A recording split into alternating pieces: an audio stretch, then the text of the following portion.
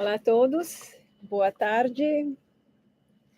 Estamos falando hoje sobre psicanálise multidimensional, que eu estou lançando, e vou fazer uma série de vídeos sobre o que é essa psicanálise multidimensional, preparando o lançamento do meu livro, de um livro que eu estou escrevendo para agosto desse ano. Psicanálise multidimensional. O que é isso? Vamos começar pensando o que é a evolução da psicanálise e, sobretudo, se é possível a evolução da psicanálise. Nós temos muitos caminhos de conhecimento, né? Na história da humanidade, nós temos vários espaços, né, de desenvolvimento do conhecimento, espaços mentais. Nós temos a química, estou chamando de espaços mentais, são áreas do conhecimento em que a gente desenvolve uma linha de pensamento. Temos a química, temos a física, temos a matemática, temos a biologia, temos a filosofia e temos também a psicanálise. Todos sabemos que essas ciências, né, que esses conhecimentos evoluíram no curso do tempo, né? Hoje a química não é mais alquimia, por exemplo. A química evoluiu, foi alquimia, ela foi muitas coisas. Antes, ela existe há séculos, há milênios, e foi evoluindo. E ninguém duvida de que se trata de química. Vai mudando a perspectiva, vão se acrescentando novas informações, vai desenvolvendo uma nova linha de raciocínio, continua sendo química. Vamos pensar na física. A palavra physis, que significa a matéria, né, a natureza material, é uma palavra grega, de onde vem a palavra física. O primeiro tratado de física foi escrito por Aristóteles no século IV a.C. Ninguém pensaria que a física é a física de Aristóteles. Hoje nós temos a física quântica, tivemos a física de Newton, que ainda vale, tivemos a física, a teoria da relatividade, tivemos inúmeras expressões da física. A física, como toda a área do conhecimento humano, evoluiu desde o tempo de Aristóteles, e ela existia ainda antes de Aristóteles. Então, a física evolui, a química evolui. A matemática, não estamos em Pitágoras mais, né? Nós usamos o teorema de Pitágoras, mas ninguém sonharia em afirmar que matemática é somente aquilo que Pitágoras descobriu. Matemática cresceu de uma forma imensa. Nós temos números imaginários, temos infinito, números que não existem, números falsos, temos inúmeras expressões da matemática. Eu amo muito as ciências, eu acho fantástico o conhecimento humano. Infelizmente, não tenho como, ninguém tem, como a gente se desenvolver numa área só.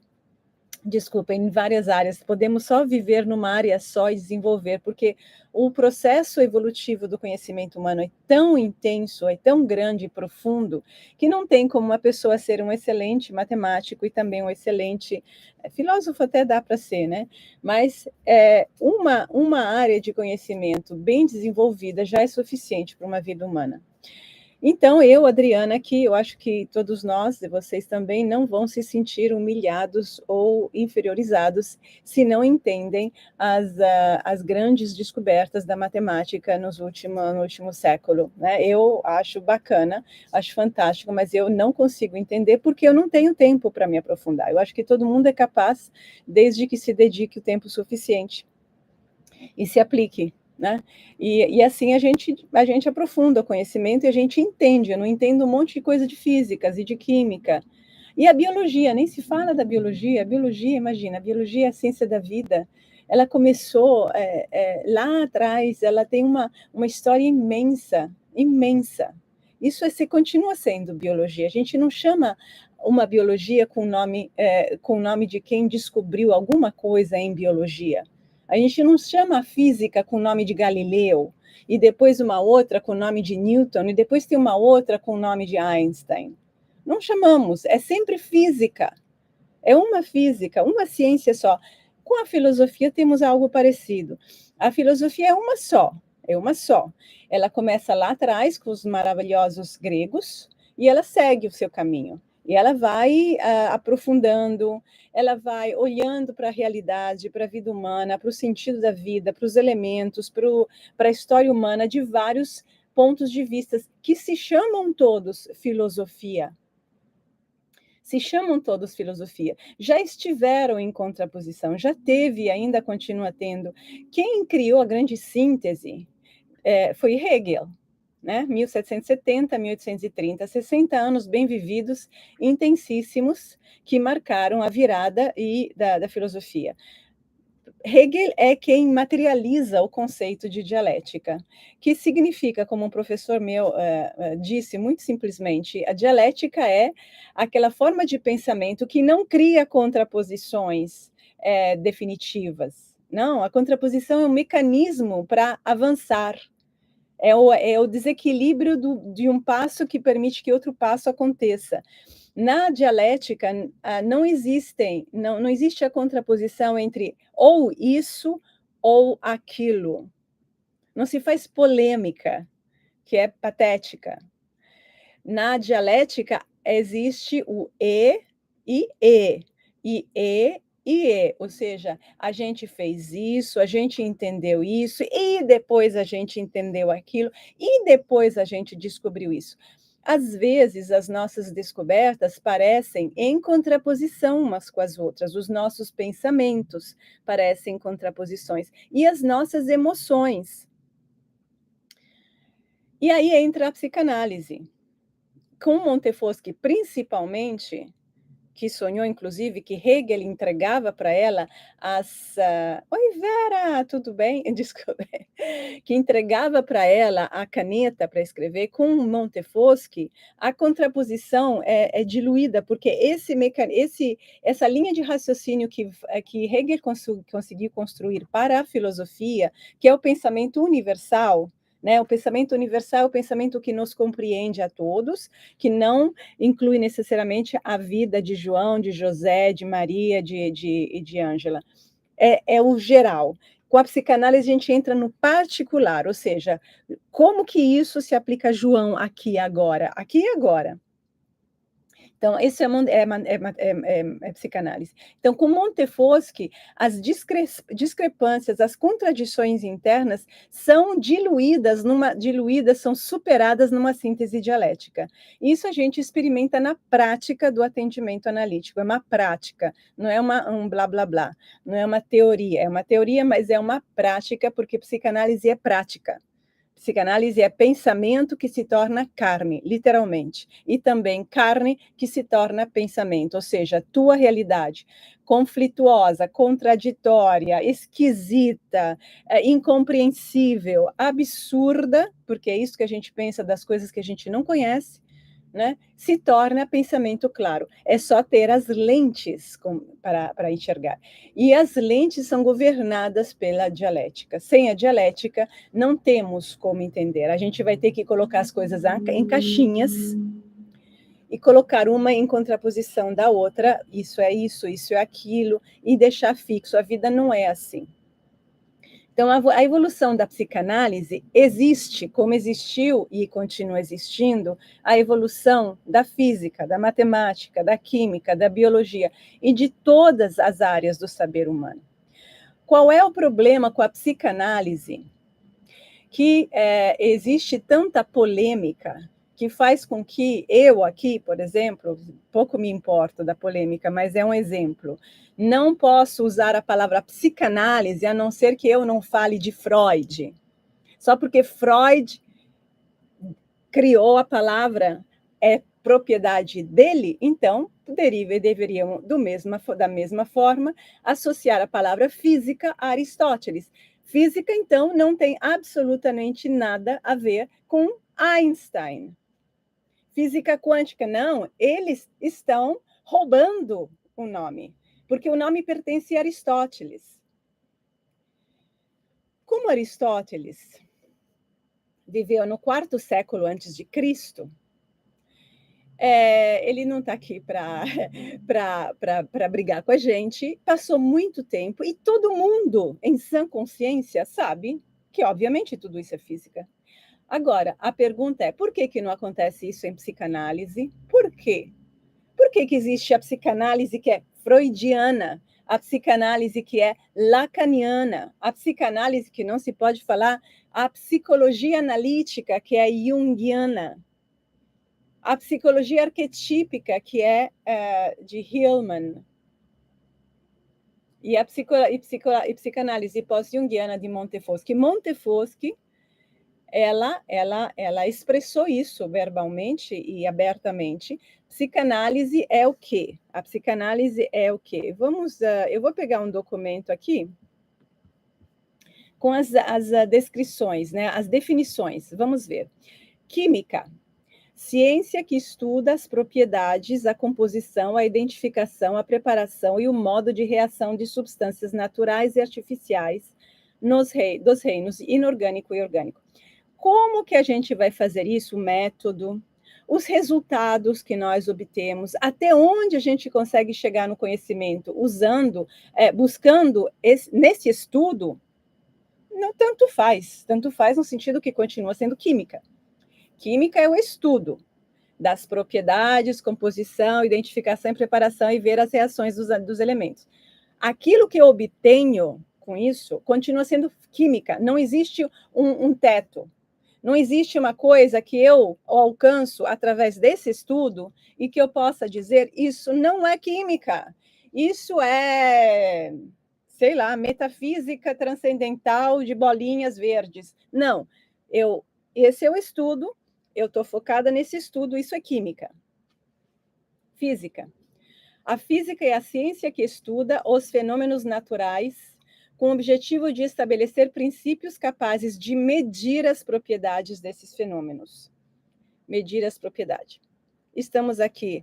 O objetivo é definir leis universais que regem as relações entre as próprias quantidades e suas variações. A gente, inclusive, estuda algo assim, estudamos um pedacinho disso no curso de formação em pós-junguiana, porque Jung, para poder usar o termo energia, como ele é um estudioso sério, ele vai recuperar o termo de energia que estava sendo usado até então somente pela física.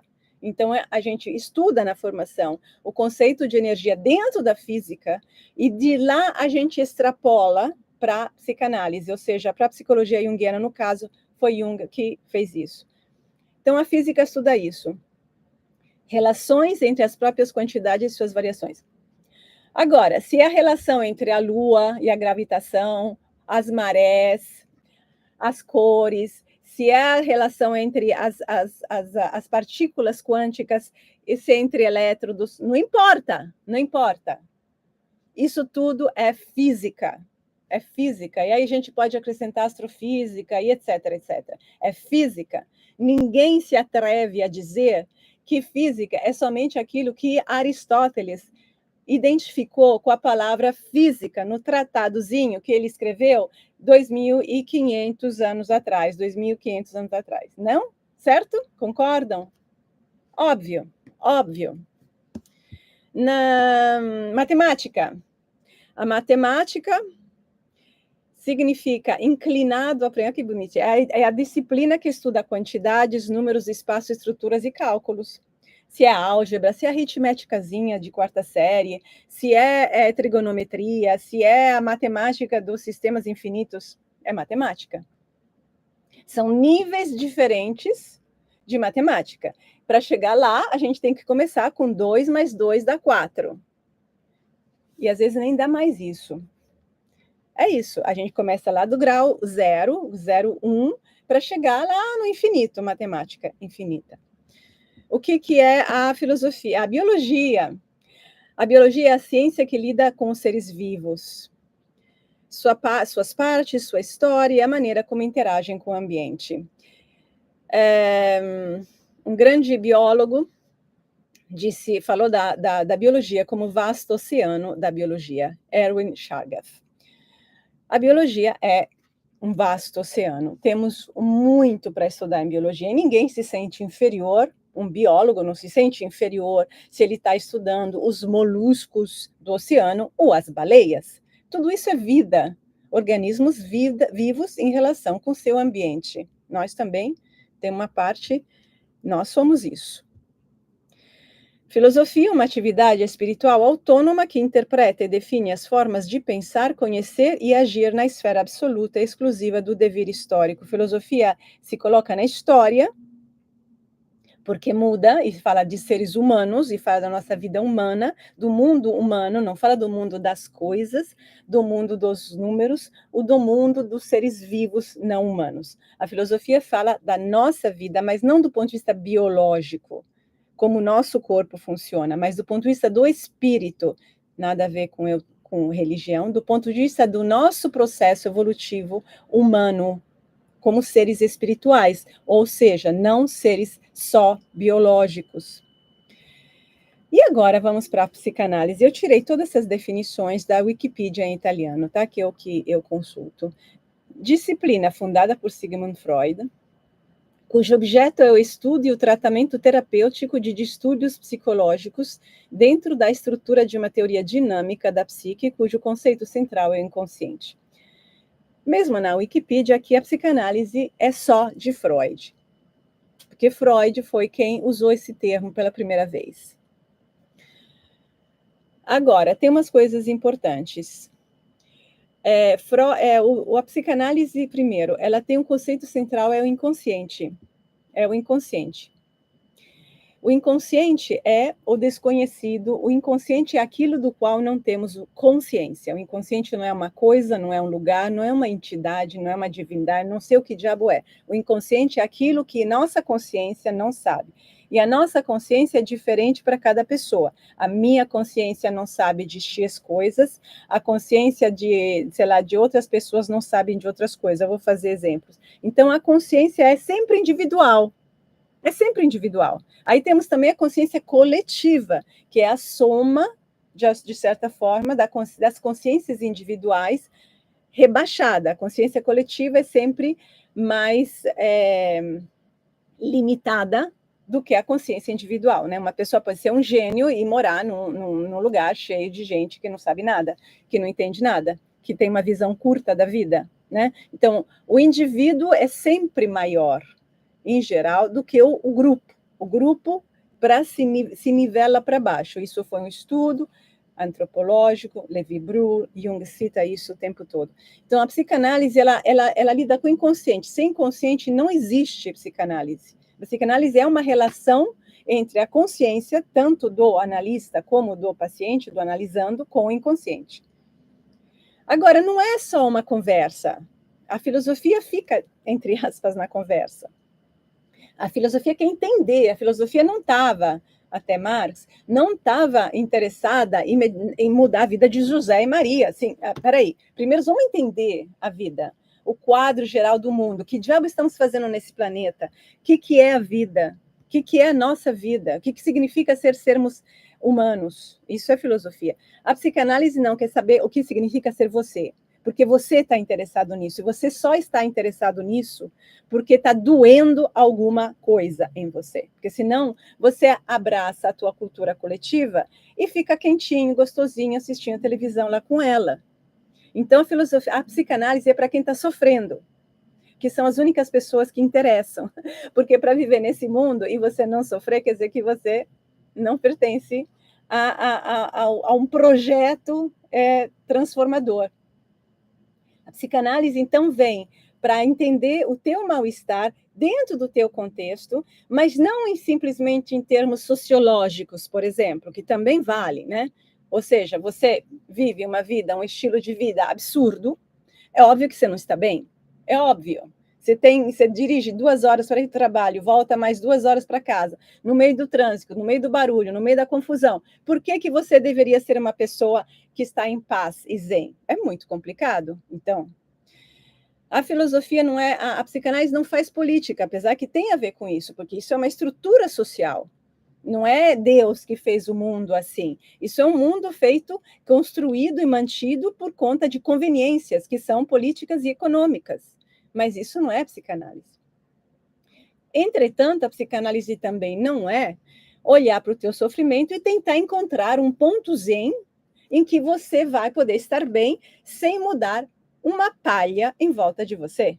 Não existe isso. Isso daqui vai fazer meditação transcendental, vai fazer, sei lá, vai numa igreja, vai fazer outras coisas. A psicanálise é para transformar. Tanto é que a primeira paciente, assim, a primeira paciente famosa da psicanálise, que é a Ana ela era histérica, ou seja, ela tinha momentos de colapso, de esquecimento, de comportamento esquisito, etc., etc., que não era orgânico. Quando ela se curou, virou uma feminista. Opa! Opa! Então, a psicanálise está falando de um mal-estar humano que tem razão de ser. Só que quando você está na tua casa e se sente angustiado, o primeiro, e você está em relação com José lá, que não liga para você, ou com a tua mulher que não dá para você, ou com o trabalho, etc., a tua visão é restrita àquele pequeno mundo e você não percebe que tem muito mais. Freud não percebeu isso. Freud não percebeu. E não é culpa dele. Cada um faz o que dá para fazer. Senão a gente tem que culpar Aristóteles, porque ele não entendeu a física quântica.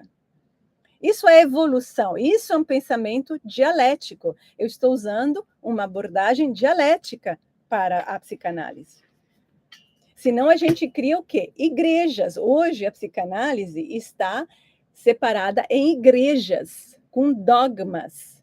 Então você é freudiano e você só pensa assim, assim, assado, e repete o que papai falou lá atrás, com algumas variantes, alguma modificação, porque dá sempre para evoluir, sem, porém, deixar a casa do papai.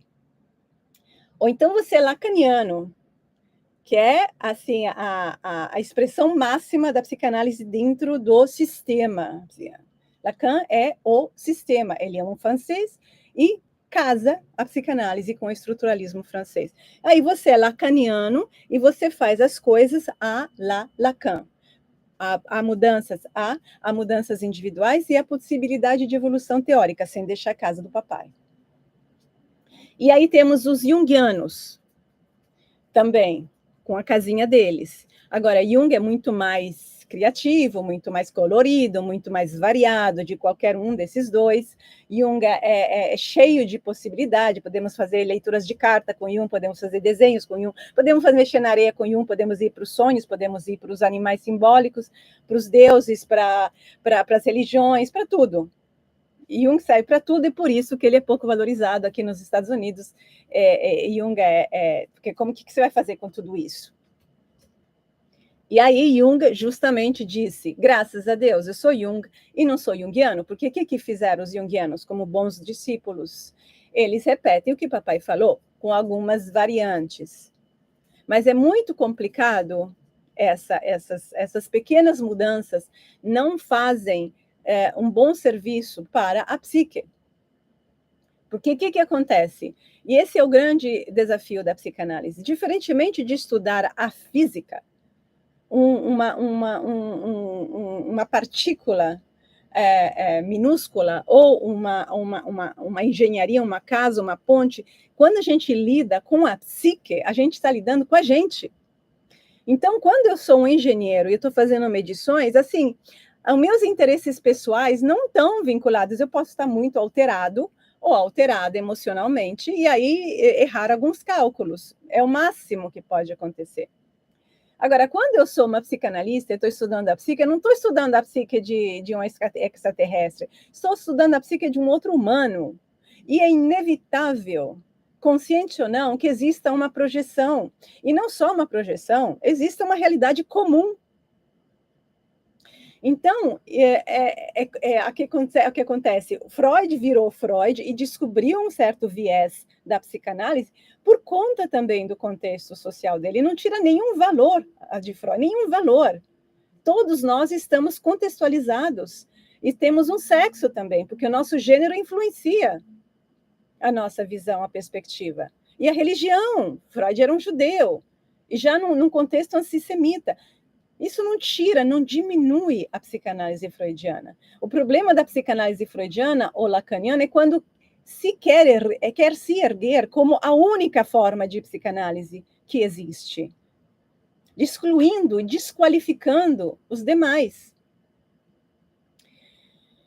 Agora, Montefoschi é uma italiana, é uma mulher, vem da biologia, com estudos em genética. Então, ela está em outro contexto histórico, que também é muito importante, um contexto de lutas sociais, de revolução dos costumes, de desenvolvimento do feminismo. Grande momento social. E a Itália é um país onde se brigava muito socialmente, né? Em 82 foi estabelecida a lei do aborto na Itália, em 82.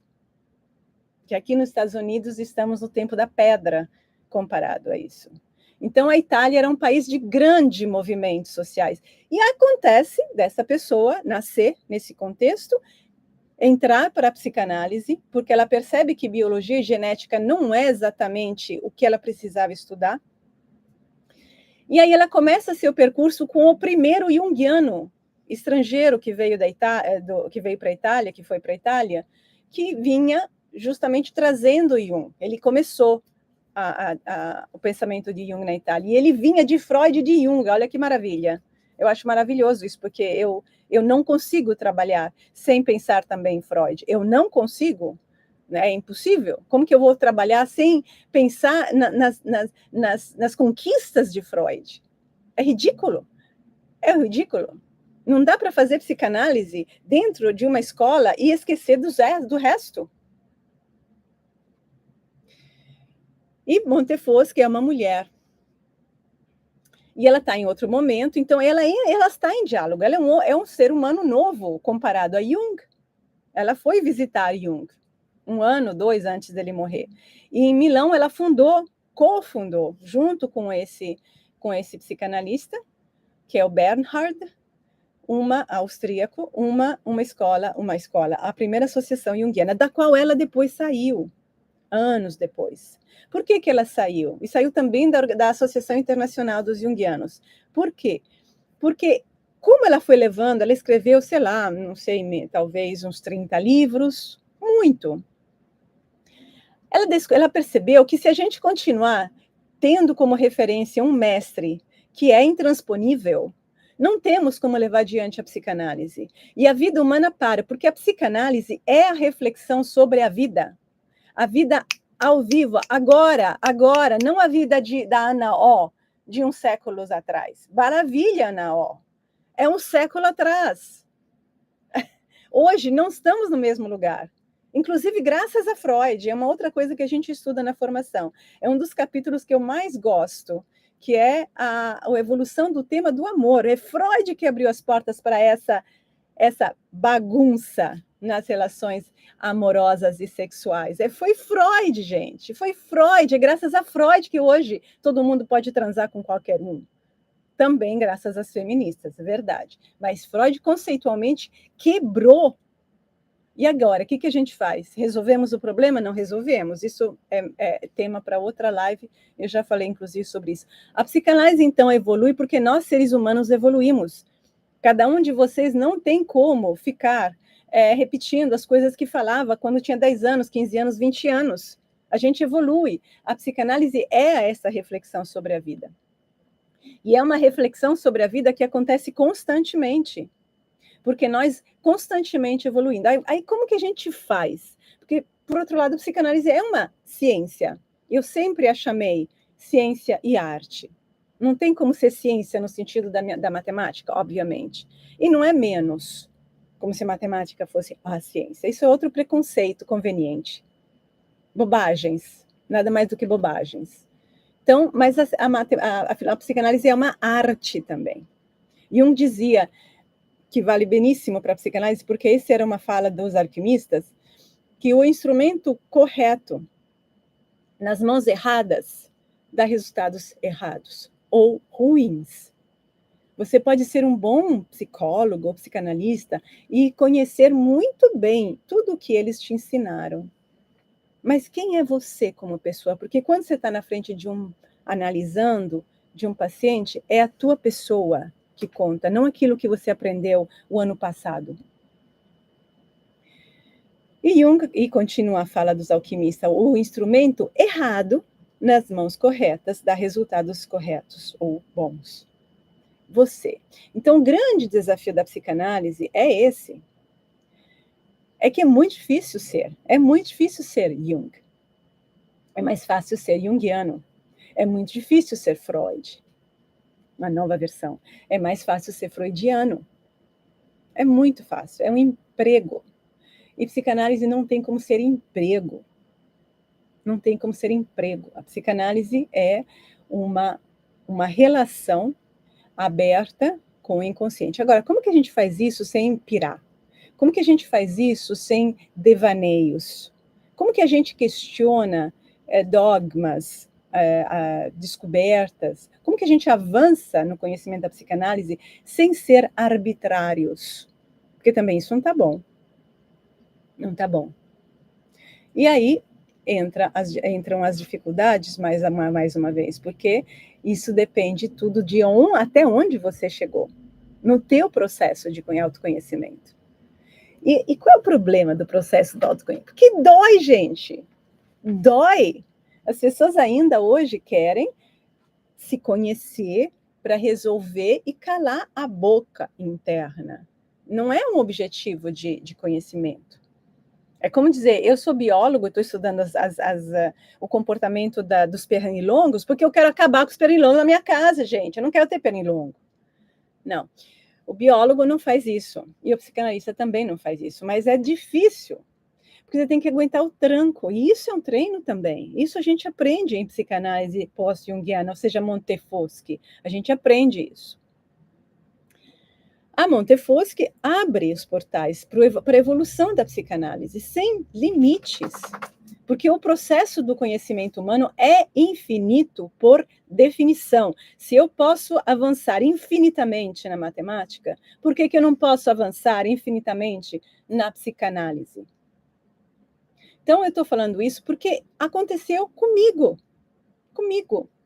Eu não fiquei buscando sarna para me coçar. Eu não fiquei buscando assunto para lançar um podcast, lançar uma nova linha de trabalho. Não fiquei. Até porque eu venho de uma escola muito séria, eu estudo, eu fico olhando e dando justificação intelectual para as coisas que eu falo. E eu tive que escrever finalmente este livro. E nesse livro eu dou as bases de como eu estou superando, inclusive, Montefoschi, com a bênção de Montefoschi, porque ela certamente não iria se opor a isso. Os seus alunos, sim, não ela. O que acontece? Eu me deparei com vidas passadas. Hoje eu não consigo fazer psicanálise mais sem olhar as vidas passadas. Mas por que eu tenho que olhar para trás? Porque elas estão aqui, gente. É a mesmíssima coisa de quando você está. As pessoas perguntam, por que eu tenho que olhar no passado? Não quero ficar olhando para trás. Já me falaram isso em análise. Eu não vou ficar olhando para trás. Isso Freud fazia, talvez os freudianos, sei lá, Freud. Freud nem fazia isso, os freudianos. É que o passado incomoda na medida em que ele está presente, senão ninguém se importa com o passado. Ninguém se importa, a gente não quer o passado pelo gosto do passado, a gente quer entender o bendito do presente. Mas muitas vezes, para entender o presente, é preciso ir para o passado. Como que eu vou saber disso? Porque eu vou cavando, eu vou cavucando, eu vou aprofundando. Até quando? Até eu não me sentir bem. É simples, é muito prático. Quando eu me sinto resolvida, resolvi. Eu não preciso mais ir para trás. Agora, eu tenho que estar resolvida mesmo, porque eu vejo muitas pessoas que encontram racionalizações, inclusive na análise. Se elas ficam bem assim, problema delas. Eu não forço ninguém. Eu, Adriana, não paro na primeira descoberta, a menos que eu não me sinta bem de verdade, porque eu tenho uma honestidade. Aí vem a questão da honestidade consigo. Não se falam mentiras para si, porque, de qualquer forma, o sintoma vai aparecer. Você bota para fora da porta o problema, ele reaparece pela janela. Ele reaparece nos teus relacionamentos, ele reaparece na dor de barriga, na dor de cabeça, ele reaparece na angústia que você não sabe por que você está tendo. Não sabe por que está tendo. Mentira! Dá para saber tudo, não tem nada que aconteça com você que seja casual. Nada, nada. É só ter a vontade e a coragem de ir lá atrás para entender. E você só faz isso porque a dor é grande.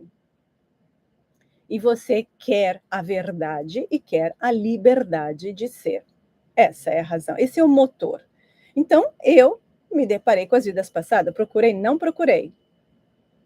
Não procurei, me deparei com as vidas passadas. E aí eu fui continuando a minha jornada, porque essa é a jornada da individuação. Ela não é o arco de uma vida, não é. Talvez para algumas pessoas pode ser, beleza, seja. Para mim, não. Para mim, não. E para muitas pessoas. Porque ao mesmo tempo que quanto mais eu fui aprofundando dentro de mim, mais se alastrou fora de mim. A mesma busca, a mesma pergunta. A mesma. E hoje, inclusive, eu vejo que tanto trabalho de psicanálise e de psicologia não serve para quase nada. É assim água de rosa, se diz na Itália. É um perfuminho, um negócio que você joga lá. Tem muita gente que faz psicologia, que faz a terapia com psicólogo, ou até com psicanalista, só para dizer que está fazendo alguma coisa. Não serve, não muda.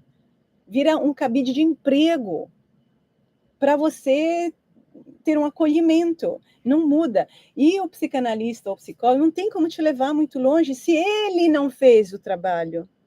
Isso não é, infelizmente, um processo para qualquer um. Precisa ter força de vontade, capacidade, coragem, estudo, aprofundamento e uma necessidade assim intransponível de chegar às verdades próprias. Aí você entende as dos outros. Não é difícil. É só você fazer o trabalho interior, que aí você consegue chegar bem longe com qualquer um. Então, eu cheguei às vidas passadas, aí eu comecei a descobrir a realidade espiritual, tá? Por que descobri? Óbvio que eu sabia, mas não sabia, nunca quis saber nada. Eu descobri o que são complexos, como que o encosto, obsessores, as presenças, as sensações, a sincronicidade entre relações de pessoas. E aí isso se transportou para outras vidas, outros tempos, outros espaços. Então, hoje é essa a psicanálise que eu faço. E eu a chamei de psicanálise multidimensional. É uma psicanálise em devir que me levou a muitas dimensões. Todas elas interferem na mesma hora aqui com cada um de nós. A energia que nós estamos trocando aqui, mesmo que a gente não se conheça e não estejamos no mesmo espaço. Quando a gente tem... É como ter os sentidos muito afinados. Pensem num cachorro. Pense num cachorro qualquer, que tem uma capacidade de percepção muito maior do que a nossa, não porque a gente não tem, a gente tem. Só que como a nossa atenção está aqui no neocórtex, eu não presto atenção em outras coisas. O cachorro, ele vê todos os movimentos, ele sente coisa, ele sabe que você chegou, que você não está nem ainda, nem perto da casa. Isso. Então, tudo isso acontece o tempo todo, em várias dimensões, porque nós temos todas essas dimensões ao mesmo tempo vivas em cada um de nós, a espiritual, as tuas vidas passadas, quem você realmente, quem você foi, porque vem tudo, todas as pessoas que você foi, vem à tona agora? Não, porque a gente não daria conta, vem à tona as pessoas que são de importância nessa encarnação e daquilo que você tem que trabalhar agora, nesse instante. Nesse instante, os sonhos se cruzam. Os sonhos são memórias, mas não são simples memórias que você vai pegar e ler literalmente. Não, a gente tem que ter Freud. Lindo, graças a Deus, teve Freud. Freud para entender, temos que ter Jung para entender também, e temos que ter Montefoschi para entender. Então, não é nada devaneio, é pura realidade confirmada por fatos, e os fatos são fatos reais, relacionais e fatos psíquicos. Jung dizia que fato é tudo aquilo que acontece dentro da gente e que é real porque tem um efeito. Então, se você se sente